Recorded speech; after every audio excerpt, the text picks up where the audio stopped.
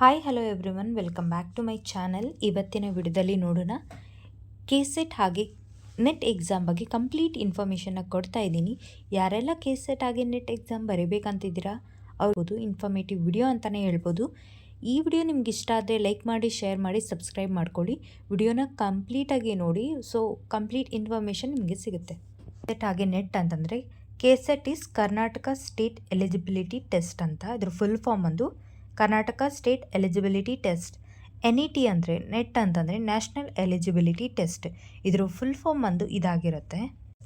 KSET ನೀವೇನಾದರೂ crack ಮಾಡೋದು ಅಥವಾ ಕೆಸೆಟ್ ಎಕ್ಸಾಮ್ ಬರೀತೀರಾ ಅಂತಂದರೆ it is valid for only teaching position in colleges and universities within the state of Karnataka ಅಂತಿದೆ. ಏನು ಅಂದರೆ ನೀವೇನಾದರೂ ಕೆಸೆಟ್ನ ಕ್ಲಿಯರ್ ಮಾಡಿಕೊಂಡ್ರೆ ಅಂದರೆ ನಿಮಗೆ ಆಪರ್ಚುನಿಟಿ ಇರೋದು ಕರ್ನಾಟಕದಲ್ಲಿ ವರ್ಕ್ ಮಾಡೋದಕ್ಕೆ ಮಾತ್ರ. ಇನ್ ಕೇಸ್ ನೀವೇನಾದರೂ ನೆಟ್ ಎಕ್ಸಾಮ್ ಕ್ರ್ಯಾಕ್ ಮಾಡ್ತೀರಾ ಅಂತಂದರೆ ಇದು ವ್ಯಾಲಿಡ್ ಬಂದು ಆಲ್ ಓವರ್ ಇಂಡಿಯಾದಲ್ಲಿ ನೀವು ಎಲ್ಲಿ ಬೇಕಾದರೂ ವರ್ಕ್ ಮಾಡ್ಬೋದು. ಯಾವ ಕಾಲೇಜಸ್ ಅಥವಾ ಯೂನಿವರ್ಸಿಟೀಸಲ್ಲೂ ಸಹ ನೀವು ವರ್ಕ್ ಮಾಡ್ಬೋದು. ಸೊ ಯಾರೆಲ್ಲ ಕರ್ನಾಟಕ ಸ್ಟೇಟ್ ಅಂದರೆ ಕೆಸೆಟ್ ಬರೀತಿರೋ ಅವರು NETನೂ ಟ್ರೈ ಮಾಡಿ ಅಂತಲೇ ಹೇಳ್ತೀನಿ. ಯಾಕಂದರೆ ಇದು ಒಂದು ಅಡ್ವಾಂಟೇಜ್ ಆಗುತ್ತೆ ಮತ್ತು ನಿಮ್ಗೆ ಆಪರ್ಚುನಿಟೀಸು ಅಷ್ಟೇ ಜಾಸ್ತಿ ಇರುತ್ತೆ. ಕೆಸೆಟ್ನ ಕಂಡಕ್ಟ್ ಮಾಡೋದು ಬಂದು KEA Karnataka examination authority and NETನ ಕಂಡಕ್ಟ್ ಮಾಡೋದು ಬಂದು national testing agency.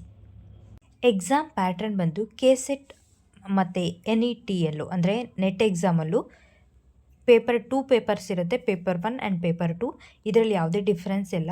So paper 1 ಬಂದು ಟೀಚಿಂಗ್ ಆ್ಯಂಡ್ ರಿಸರ್ಚ್ ಆ್ಯಪ್ಟಿಟ್ಯೂಡ್ ಆಗಿರುತ್ತೆ ಆ್ಯಂಡ್ ಪೇಪರ್ 2 ಬಂದು ಸಬ್ಜೆಕ್ಟ್ ಸ್ಪೆಸಿಫಿಕ್ ಪೇಪರ್ ಆಗಿರುತ್ತೆ.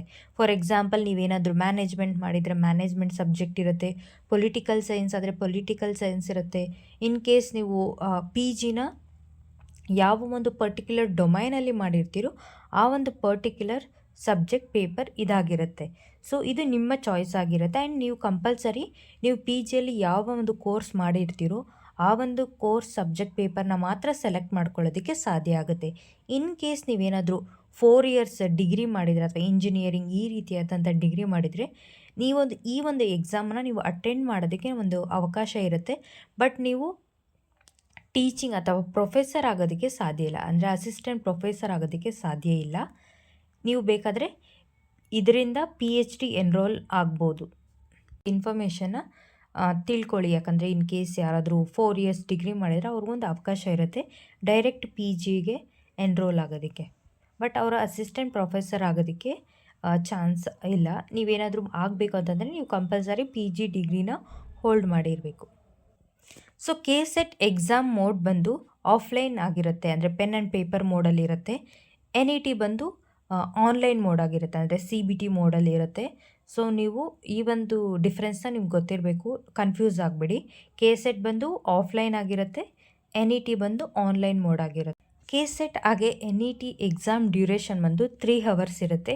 ಇದರಲ್ಲೂ ಅಷ್ಟೇ ಏನು ಡಿಫ್ರೆನ್ಸ್ ಇಲ್ಲ, 3 ಅವರ್ಸ್ ಎಕ್ಸಾಮ್ ಇರುತ್ತೆ. ಪೇಪರ್ 1ಗೆ 1 ಅವರ್ ಅಲೋಕೇಟ್ ಮಾಡಿರ್ತಾರೆ. 50 ಕ್ವೆಶನ್ಸ್ ಇರುತ್ತೆ. ಸೊ ಒಂದು ಕ್ವೆಶನ್ಗೆ 2 ಮಾರ್ಕ್ಸ್ ಅಂದರೂ 50 ಕ್ವೆಶನ್ಗೆ 100 ಮಾರ್ಕ್ಸ್ ಸಿಗುತ್ತೆ. ಪೇಪರ್ 2 ಅಲ್ಲಿ 2 ಅವರ್ಸ್ ಇರುತ್ತೆ, 100 ಕ್ವೆಶನ್ಸ್ ಇರುತ್ತೆ, ಸೇಮ್ 2 ಮಾರ್ಕ್ಸ್ ಇರುತ್ತೆ. ಸೊ 200 ಮಾರ್ಕ್ಸ್ ಇಲ್ಲಿ ಅಲೋಕೇಟ್ ಆಗಿರುತ್ತೆ. ಟೋಟಲ್ ಬಂದು ಇದು 300 ಮಾರ್ಕ್ಸ್ಗೆ ಇರುತ್ತೆ.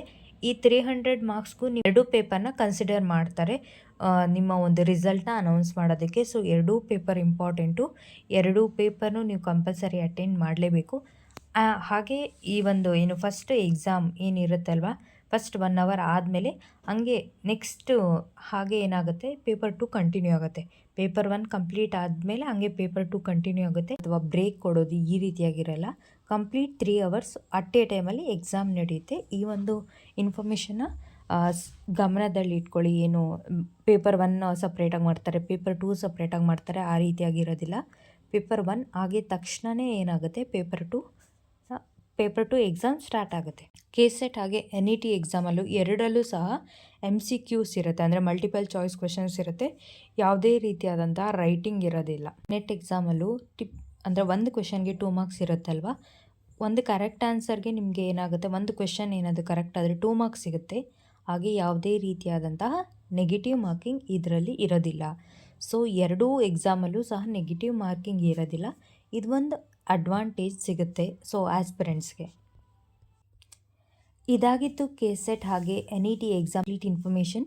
ಕೆ-ಸೆಟ್ ಪೇಪರ್ 1 ಹೇಗೆ ಕ್ರ್ಯಾಕ್ ಮಾಡಬೇಕು, ಹೆಂಗೆ ಸಿಲೆಬಸ್ನ ಕವರ್ ಮಾಡೋದು ಅಥವಾ ಟೈಮ್ ಟೇಬಲ್ ಹೇಗೆ ಪ್ಲಾನ್ ಮಾಡಬೇಕು, ಪೇಪರ್ 1 ಮೇಲೆ ತುಂಬ ಫೋಕಸ್ ಮಾಡಬೇಕಾ, ಪೇಪರ್ 2 ಮೇಲೆ ಫೋಕಸ್ ಮಾಡಬೇಕಾ, ಈ ಒಂದು ಎಲ್ಲ ಡೌಟ್ಸ್ನು ಅಪ್ಕಮಿಂಗ್ ವೀಡಿಯೋಸಲ್ಲಿ ಕಂಪ್ಲೀಟ್ ಇನ್ಫಾರ್ಮೇಷನ್ ಕೊಡ್ತಾ ಇರ್ತೀನಿ. ಸೊ ಈ ಒಂದು ಕಂಪ್ಲೀಟ್ ಇನ್ಫಾರ್ಮೇಷನ್ ವಿಡಿಯೋ ಇಷ್ಟ ಆಗಿದ್ರೆ ಲೈಕ್ ಮಾಡಿ, ಶೇರ್ ಮಾಡಿ, ಹಂಗೆ ಸಬ್ಸ್ಕ್ರೈಬ್ ಮಾಡ್ಕೊಳ್ಳಿ. Thank you for watching this video.